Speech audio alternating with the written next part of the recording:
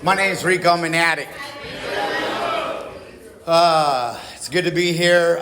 Thank you to the committee, Coco, Roger, people making coffee, Tyler, the greeters, Vi, Jill K, Linda, Barbara, a bunch of heroes when this meeting started. Roger asked me to come share like a year ago, and I happened to be doing the best gift that I ever found in Narcotics Anonymous, and that was at the time I was coaching my son's 5th grade basketball team, and we were at a tournament in Seaside, Oregon. And then Roger asked me to share a couple weeks ago, and my sponsor happens to be speaking tonight with his wife at the Rising from the Flames Women's Retreat fundraiser, and that's a sold-out event, right? And if you can look at this room, what that's telling me is Narcotics Anonymous is finding life after death, that we're bouncing back. And I love it. I believe that our community and our city has hit a all-time bottom. There's a few things, we have COVID, we have fentanyl, we have a lot of friendly fire, but I believe as our community has hit an all-time bottom, the attitude dictates altitude. And I don't call Portland, Oregon, I call it Supportland, Oregon. And if we come together, our city can bounce back. And this is starting to look like that right here. So I'm excited to be here. Half of my support group here is here. I got Rachel, I got T. I have a lot of heroes I met this year in the house, you know what I mean? Chelsea to Scott, I can go on and on with names. But I want to say something is the steps of Narcotics Anonymous has taken me from self-centeredness to God-centeredness. And my life ain't perfect today, but it's still better than it's ever been. And it's only because of the people in my life. And every single relationship was built in service work in Narcotics Anonymous in one form or another. And I've had a bad little 6 months. I'm going to share about it. But I just want to say, life's still never been better. I also want to say welcome to a lot of the clean time. John took me to my first NA camp out. He's the reason why I met my son's mom and had the best gift ever. My son, Justice, we got Joel with 2 years in the back and a lot of clean time I can't keep up. But not only today am I excited for my clean time, which my clean date's 6/26/11. I'm excited for your clean time, right? And they told me when I got here I had 10 days clean. They go, Rico, you know what's better than 10 days clean? I go 11 days. They said, no, not a motherfucking thing's better than 10 days clean, right? And nothing will be better than 11 days clean. Nothing will be better than 12 days clean. If I stay excited for my clean time, I'm not in my disease. My disease of my clean date meditation, and we'll get into that, wants me in shame, guilt, anger, and resentment. Wants me in shame and guilt in yesterday and fear of tomorrow and the future. Wants me to miss out today, right? So when I'm excited, and I don't know much, but one thing I do know is I've never seen a grateful addict get loaded, right? So if I stay in that service and I stay in that excitement for your clean time, I'm keeping that disease up off me. And after Leslie just shared, man, that disease is on the other side of Willamette River right now. You know what I mean? But if I'm not listening to her fire message and I'm not excited for your clean time, the disease is bam, it's up on me. It's got me in shame and guilt. It's got me saying, F these people, right? It's got me living in them lands how I survived for 36 years. I survived in the land of denial and in the land of blame. And today I'm grateful that I got some people and I got some help that helped me move in the land of willingness and the land of gratitude, man. So I made it to my first NA meeting. It's called Minute by Minute. I made it there on a Saturday in 2009. I sat in that meeting, and by the time they read how it works, I got up out of that meeting and I got on the MAX train. Then we met on 18th and Jefferson downtown. And I was praying to God. My God, I didn't call him God then. I called him, why, motherfucker? Or I called him, are you serious? Today I'll call him Creator, and we'll get into that. But I was like, please get me back to my room, because I just had gotten into treatment. that prior Tuesday at downtown on 225 Northwest Cooch. And I wanted to get back to my room 201. The reason why I wanted to get back to my room is because I really thought I was going to have a panic heart attack. Why I couldn't make it past the third readings, because my disease said, Rico, you know you ain't going to stay clean. Rico, you know you ain't going to graduate treatment. Rico, you know you're a piece of shit. Rico, Rico, Rico. And I had no living skills, and it was my natural state of like the other 47 times I got released from jail, the 10 times I left treatment, or the 15 times I left detox. I meant to stay clean with every fiber in my body. But what happened was I always went to my natural state. My natural state is still today, when I talk to newcomers, I say, still at 12 years clean, I still want to get high. I still want to put hands on people. I still want to steal shit. But the key is today is I share my thoughts and feelings so I don't put that into action. And when I got out all them times, and when I was new all them times, I went back to my natural state, which that was to put a drink or a drug in me to survive. To survive that trauma that happened pretty much before I was born. Oh, where was that? Well, it might be my mom watching my grandma blow my grandpa's head off with the shotgun. And her never working on that, right? It might be, being moved around and being displaced my whole life. It might be that that's what worked and that's what helped me survive until finally at the end in 2009, I was in CODA treatment. And I walked in there and they said, man, you're on a 14-day blackout. And I said, hold on, Rachel. I really want to do this. I used to have my hair in braids, right? And I was all crazy. I cut my hair off. I said, I need a 28-day blackout. I really want to do this. My PO helped me go get my clothes. I burglarized my mom's laundry room of her apartment, right? So I told my PO, my mom, my counselor, I need 28-day blackout. Well, in 2009, in January, when I got out the 28-day blackout, they go, Rico called me to the office, 181st at CODA, and they said, well, your dad passed away a week ago. He was putting ads in the Oregonian saying he had throat cancer, and he was asking for you to be by his side. But you said you wanted no outside influence, no matter what. So what happened was I left that day. I went and got high, and drugs no longer worked for me. That was January 2009. I didn't get into treatment downtown until November 2009, when I was rescued, not arrested, at Pioneer Square Max Stop. What happened is what they told me in that treatment center. They said, Rico, you're running game. You don't know how not to run game. And when you run game, you only hurt yourself, right? So I was just running game on anybody, right? And everybody. So I come back, I'm on the Max train, I'm like, get me back to my room. I wanted my PO, I wanted my mom, I wanted my mentor to know that I really wanted to do something different. So as I get back to my building, not being able to sit through the meeting, the guy at the front desk goes, what happened? I thought you were going to minute by minute. I said, man, I can't do it.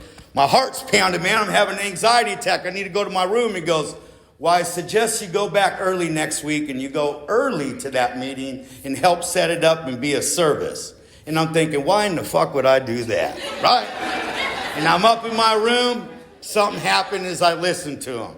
I went back early next week. I helped set up the meeting. I helped make coffee. I helped pick up cigarette butts. I started going all the places that I've been a hazard to, because at the end, when I lost everything, I saved my empire with my sponsor and grand sponsor. My sponsor said he wished he was here tonight, and I wish I was there tonight to hear him speak. And at the end, it was those intimate times, him coming down and taking me to conventions and meetings and telling me, we don't want to hear about all that glamorizing, right? How is it today and how are you today? And at the end, where it was really bad, it was I was on cardboard out in front of Hooper Detox, and the police would go by. And I would sit there with my blanket, my little crack pipe that had 2 strands of Brillo in it, on a 6-way habit. And the cops thought I was trying to get into Hooper Detox. The problem was I was kicked out of Hooper Detox for life.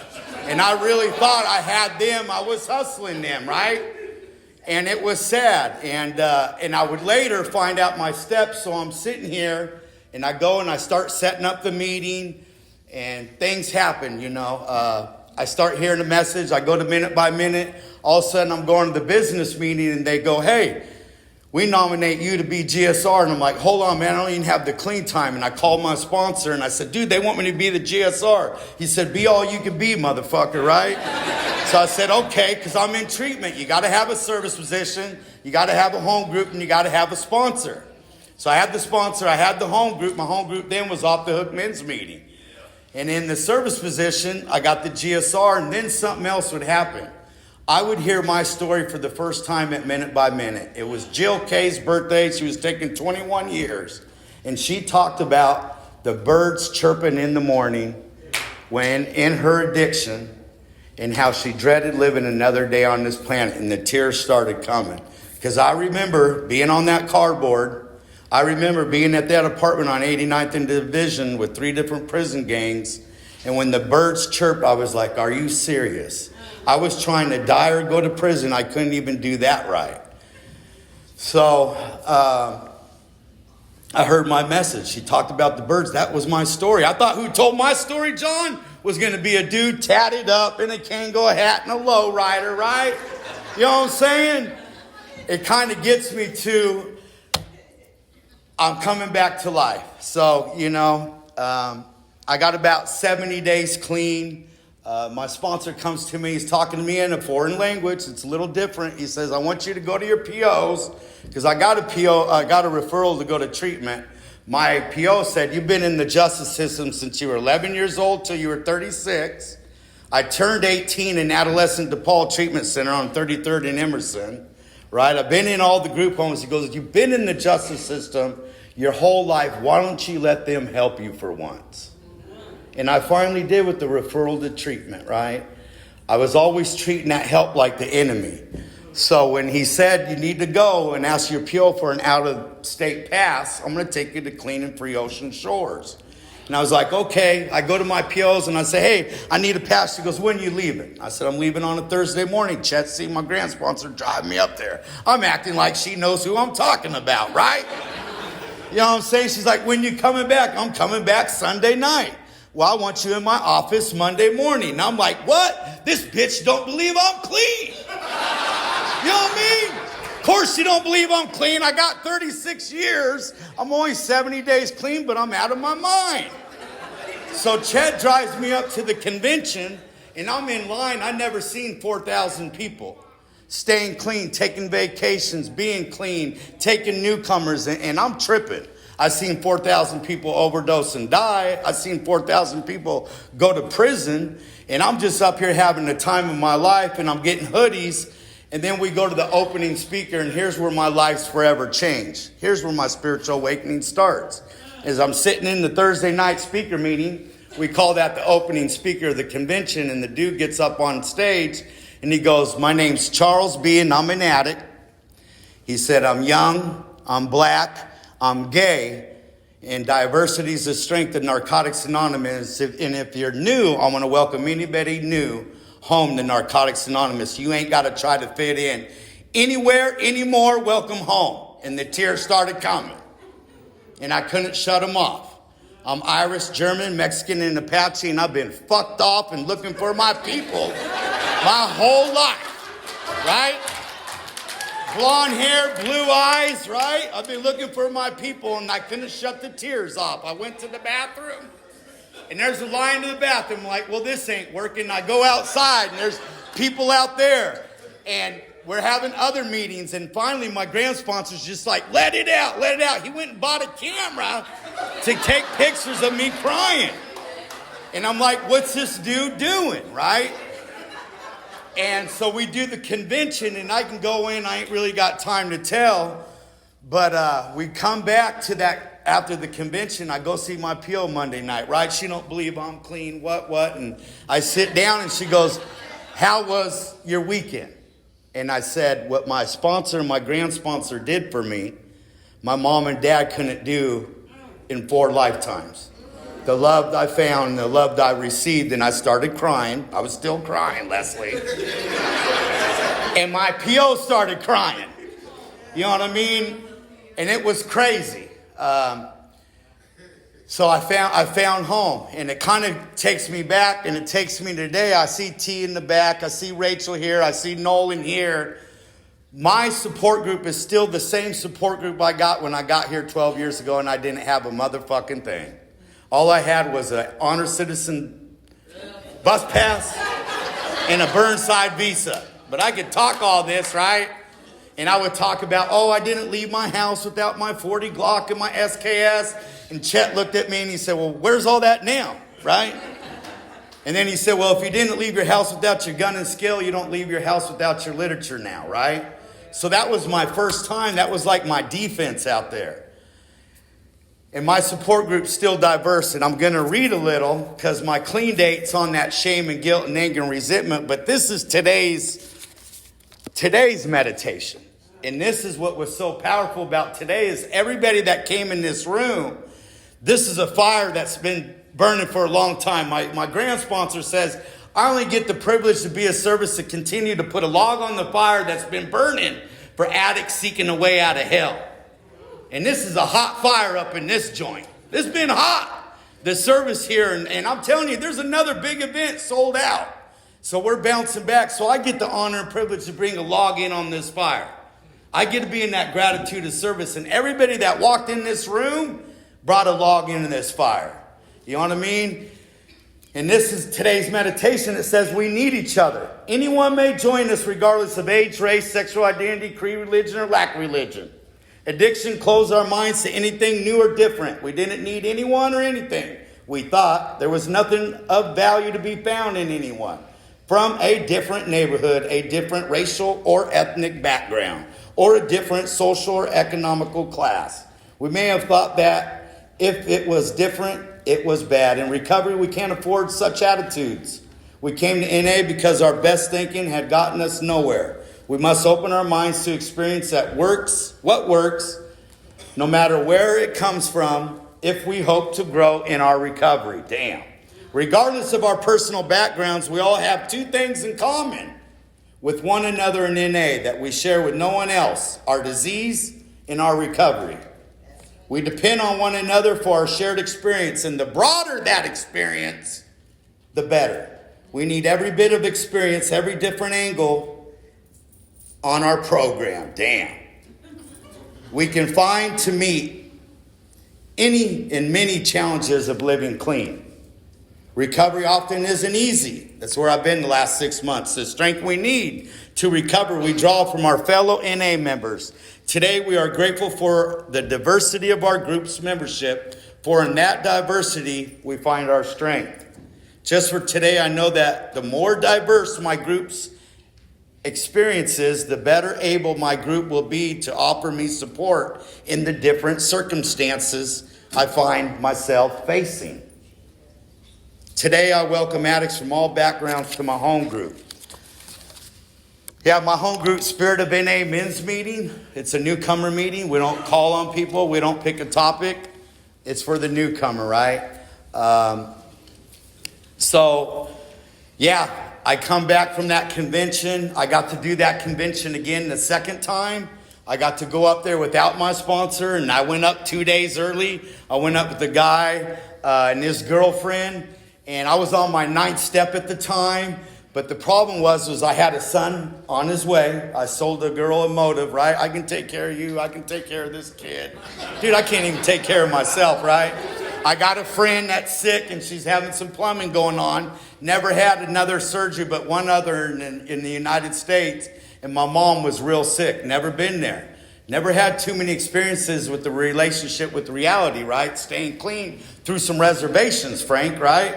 I'm just on my 9th step, couple years clean. I'm at Ocean Shores, and I'm like, I want to go on the beach because I go, them birds chirping, and so I don't forget, the best time and best place I can be is with Rico today.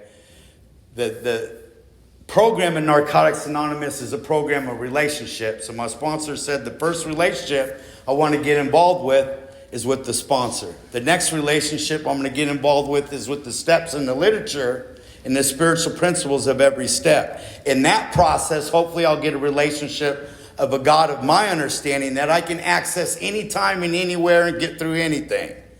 Then the next relationship I get is get the relationship with Rico. Now I'm able to have a relationship with baby mama, my son, my coworkers, my boss, you guys. And for 36 years, I tried to shortcut and get all them relationships first, and it never worked out too well. So I had some knowledge and understanding at this time, and even when I finished my first round of steps, I knew two things. First thing I knew was I don't know shit. Second thing I found out is I had a gift on this planet that billionaires don't have. That not a motherfucker or a motherfucking thing can rob me of my peace and serenity I found from that parking lot by Voodoo Donuts, where I last took that hit in the corner. When the dude said, "You want to hit the pipes in the corner?" And I said, "What?" I said, "There's nothing in the corner." He said, "Rico," I said, "if you want to hit it, there's a pipe over there." And I went over in the corner and I said, "Dude, someone pooped over here." And he said, "Dude, I told you, there's a pipe over there, and if you want it." And I looked, and I picked up a little thing like that would end up burning my lips with human shit. And I took that little quarter hit, and I hit that. That's where I got. That's where I was defeated. That's where Rico had his empire, right? That's where the disease took me. I had no control. That wasn't who I was meant to be. So I don't forget that, right? The relationships I get and the gifts I get, billionaires don't even have. That ain't saying I ain't seen my son in 6 months. I just worked 2 jobs to buy him a home. I bought the home 6 months ago, right? I went from coaching basketball to baseball. Then my son started bullying kids, right? All-star. He's a maniac, prodigy. He was on the basketball court of the Trailblazer court about 6 months ago and hit 3 threes from the three-point line, hit all net. 10 years old. But that don't mean shit if you're bullying kids and don't have an attitude that dictates altitude. And when I sticked up to him and I set a boundary, you can't treat me and kids like this, his mom was like, snatch, right? And I got to keep being of service. I got to keep going to my home group. I got to keep telling Matthew, and T says, man, your relationship's going to be stronger, right? And the last time I had my son, I was at Rachel's house watching her dog. We were at a baseball tournament in Vancouver, right?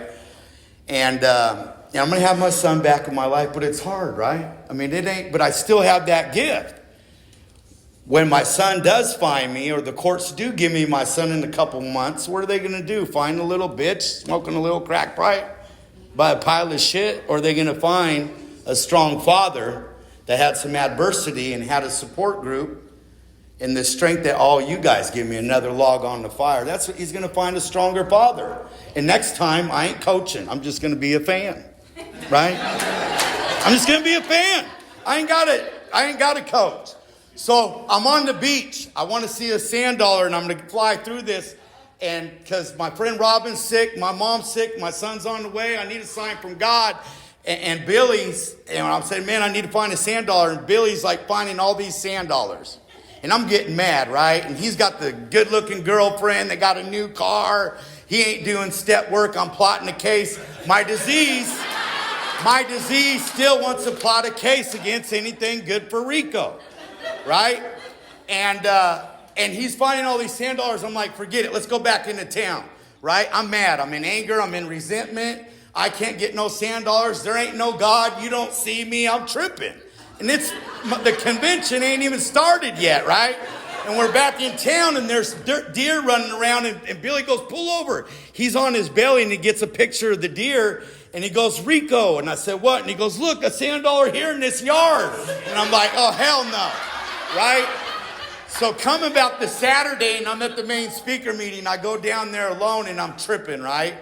And I spin down, and I'm down there, and I'm praying. I do my little ritual. I'm spitting in the water, and I walk, and I'm like, God, I don't see a sand dollar. I go up and down, and I do find one, and I'm like, okay, and I'm walking back to the main speaker meeting. I find another sand dollar. Now I start crying. And I'm like, okay, you're here, you're with me, but my son's going to be all right. And Robin and not my mom, my head started plotting cases. And I'm like, okay, stop this. This is crazy. And then I found another sand dollar, right? So then that year, my home group asked me to speak for the first time. So I go speak at my home group. It's a camp out. There's about 150 men. And I'm nervous up there. And I'm not saying sand dollar. I'm saying silver dollar. And I have a sponsee that spent his whole life in prison. He's never been to the beach. Right? So I speak. And the next day, man, we wake up Saturday. We go on the beach and play football. And I don't see him. He comes back that night and he goes, man, I was on the whole beach all day trying to find you a silver dollar, Rico. Right? And I said, hey, man, I was nervous. I meant to say sand dollar. But that just shows you what we say here. People believe it. Right? They watch how we walk and believe it. And it got us closer, right? It just goes to show you, it goes to show you that. So I got to do a lot of things, man. I got to go to World with T back there, man, in Orlando. We went swimming with DeAndre in a lightning storm. That was probably my top 5 things. Don't do that. Don't do that. We were having fun. I would later relapse at 18 months. I had a girlfriend that said, Rico, you're not intimate. You don't are not communication with me. And I said, well, all I can do is be me. And then I seen her 2 weeks later with a dude. And I said, hey, I will communicate and be intimate with you. She said, it's too late. And my heart was broke. And I didn't tell the truth. And when people said, Rico, how are you doing? You all right? I'm like, I'm cool. I'm cool. Well, I was cool to plotting the case because he came to my home group, her new dude. And then her new dude asked my sponsor to sponsor him. So what do you think I did? I plotted a case against my home group, plotted a case against my grand sponsor. Right where my disease wanted me was isolated alone in the corner, and I got loaded. And I was getting high for 6 days, and John H. started Saturday night speaker meeting. And my number one enemy in treatment was Nolan right here. We used to get in fights. Rob Crippen used to have to split us up. Nolan's like, I'll stab you in the neck. Rico and Rob's like, I'll kick you out of group. I called him and said, I got something to tell you. I've been getting loaded for 6 days. And we went to my home group that night and got a white key tag. That was over 12 years ago, right?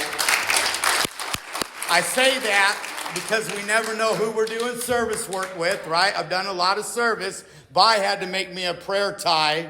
It's in my car because I would plot cases against who's doing service, but who stays clean, we never know.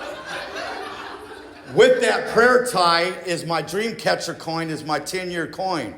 I want to go back to when I had 70 days. I didn't believe I could get a 90-day key tag, and my sponsor was taking 5 years clean. And I was there, and I was like, you know what? I'm done with this. This ain't going to work. I ain't going to get that 90-day key tag. And my grand sponsor gave my sponsor that 5-year dream catcher coin. And Doug looked at Chet and looked back at me and looked at Chet and said, this is Rico's 5-year coin. He believed in me when I didn't believe in myself. And I passed that coin on to Bobby B, right? And then I've got the 10-year coin. So that's what we do here, is believe in each other when we don't believe in ourselves, right? Last thing I want to say is, because we ain't got much time, I really go into big sand dollar stories. You heard me talk about, man, when I'm in my most place today, is I'm in a kayak with eagles on the left of me and blue herons on the right. I'm in the Multnomah channels or the Columbia. We've kayaked so placed. That's where I'm at with my Creator, right? I know whatever He puts me through, as long as I got you guys, I'm going to get through it. I'm going to tell a little story, and this is it. I love that we're bouncing back. There's this old man, we call him Old Man Henry back east, right? Old Man Henry was a real faithful guy. Went to church every Sunday, did service, real faithful man, and believed, man, his God's going to get him through anything. Well, his God did get him through a world war, right? His God did get him through losing his wife, and his God did get him through cancer. But the little town, he was alone now, and the little town was flooded, right? So the little town sent out a message to Old Man Henry saying, man, the town's flooded, you got to evacuate. Henry's like, come on, man. You know what I mean? My God's got me through everything. I got faith, man. I've showed up for my God. He got me. Goodbye, Mary, and he goes to sleep. Well, now the flood's up to the front porch. So the town sends people out in a boat, and they're like, Henry, get in a boat. You need to get in a boat. This is serious. He goes, man, you think I really need a boat? I've survived cancer. I've survived the loss of my wife. I've survived a world war. I've always prayed to God. He's got me. Bye. The boat goes away. He goes up to his third level and goes to sleep. Well, the town people, he wakes up, they send him out a helicopter. They're like, Henry, please get this ladder. The town's flooding, you're going to die. He's like, are you serious? Come on, man. Everything I've been through, bullet next to my spine, overdosing twice in front of my nieces, World War, cancer. I don't need your damn helicopter. And Henry goes to sleep. Then Henry wakes up. And he's dead and he's in heaven. And he goes to God, what the hell, man? You always said if I believe in you, if I come see you, and if I'm in service that you got me, why did I die? And he said, you dumb motherfucker, I sent you a boat and a helicopter.